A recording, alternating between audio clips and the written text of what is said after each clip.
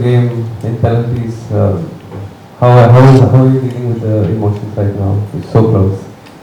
Look, it's very tough for the players and everybody connected with the club that to come this far and lose a major final on penalties is never easy to take. But the words that I said to the players when we were outside was that they can be mentally proud of themselves. I'm immensely proud of what they've done. To say that 4 months ago nobody gave us any opportunity, any chance that we'd get to this stage of the season.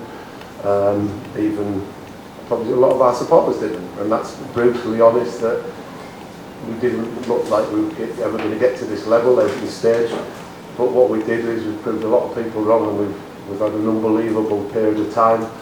And unfortunately, we just couldn't quite get to the magical line and get the breaks when you need it in a penalty shootout. And there's nothing much in the game, I think. Obviously, I think when you look back on the game, we were rocked after 30 seconds, a minute, to lose Shiva, who's been outstanding all season, and to lose that threat that we had so early on as a team. But for the lad himself, he's worked extremely hard to be on this stage. But yeah, it's just one of them nights that just didn't go for us, unfortunately. Coach, the second half you made a pretty drastic switch back to the original formation that you guys had played from 3-5-2 to 4-3-3. What was the thinking behind that at the time, when the game was level at that point?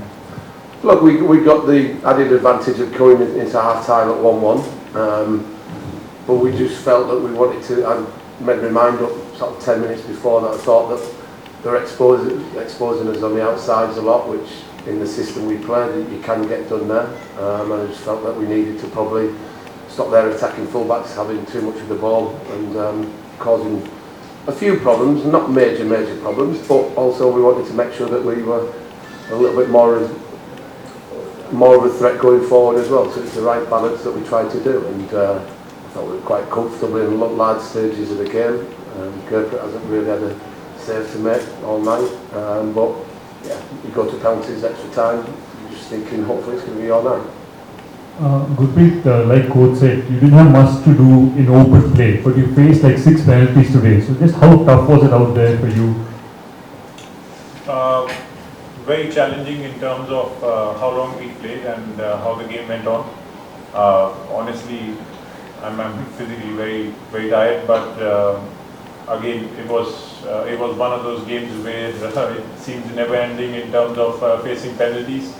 But that's what it is, and we just need to accept it and move on from this.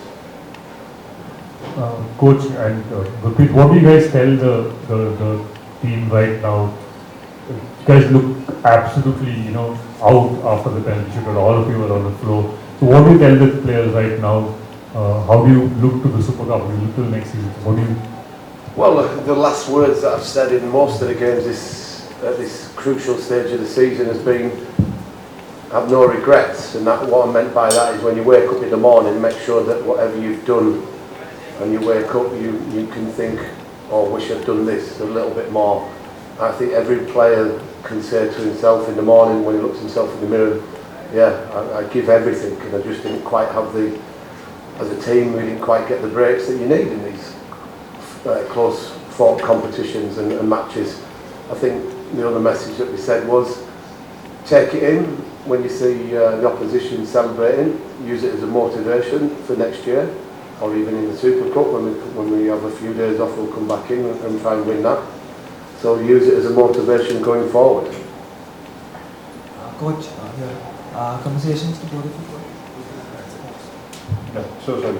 I think for me it was more about coming together, telling the players and feeling the same, that we need to be proud of what we have done, regardless of the result, and stick together as a team and make sure that we bounce back from this, because that's what DFC does. Conversation to both of you. Coach, my question is that yesterday in the press conference, Sunil mentioned that despite your winning streak, you would mention in the dressing room that we haven't won anything yet, and that still remains true. But does that change the fact, whatever has been done in the team, how this team came to this point? And also, if you had to describe your season in 3 words, what would it be? Look, I think when I was talking about yesterday we haven't achieved anything, it depends on the context that you take it in. We had achieved something by getting to the final, but nobody will really remember the losers of any finals.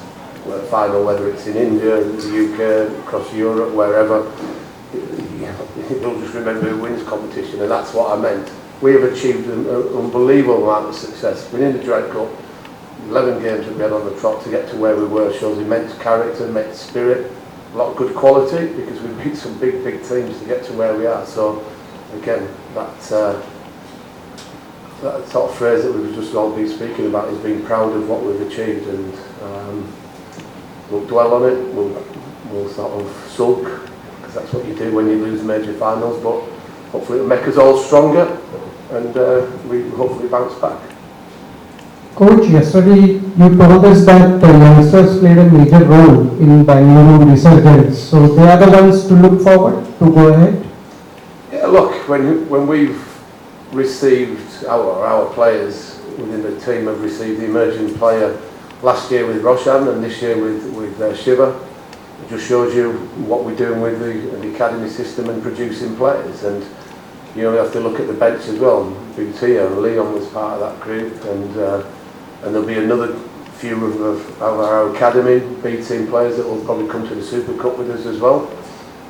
And what they'll do is in the younger years, they'll remember these horrible feelings, and they'll think, right, I don't want to experience that again, because it's stiff. That was playoff finals in England, and you bounce back, and it is part of the process of being a footballer. You are not going to have constant success. You have to have a bump in the road, and it's how you respond to that. And hopefully we've got the right players. The senior players have been very good for the younger players, because they guide them, they offer advice to them when they need it, and it will make everybody stronger, this defeat. You've been in this club for a long time. You're one of the main leaders of the team. VFC has shown also that you can really bounce back and push on for the next season. So as a leader, what do you tell the next generation of players that you have? Learn from every game that you're involved in, be it starting or coming on the bench, or whatever it is.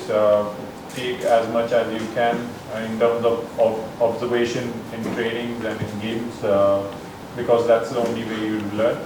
Like Coach said, BFC has a good ecosystem in terms of providing young talent, and that's what we need to focus on as well. And just like I said, the observation part is big when you're a young player, because you learn from the best and try to replicate things, good things, be it on the pitch, off the pitch, whatever it is.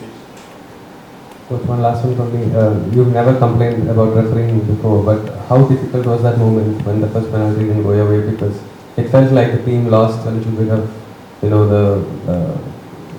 little bit of the head, and 2 yellow cards came with exception. Yeah, look, I think we started the game really well. I think we were the better team, and then it's very hard to judge because I've not seen the replays, but I thought that potentially we might have been a bit soft. I felt that we should have had a penalty.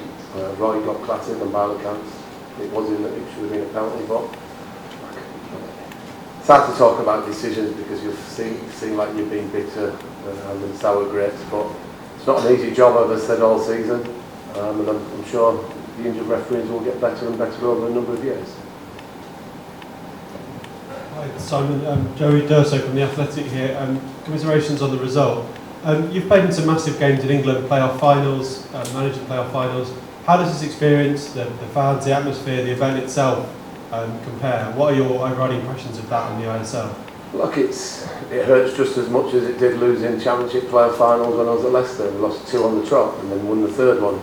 So I've experienced it. First playoff final I've lost as a coach, which is a nice record that I've had, but it really hurts. But again, the disappointment that I have is obviously equal with the amount of pride that I've got in the group of players. To be where we were, I know I'm going to repeat myself, but to be where we were and get to where we are sitting here now takes an incredible amount.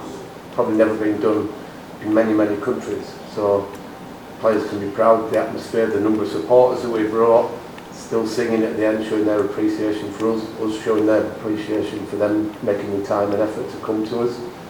This football club has always been about success, and I'm sure it's a nice day, will be remembered and may be used as a motivation, as I said, to have success in the future.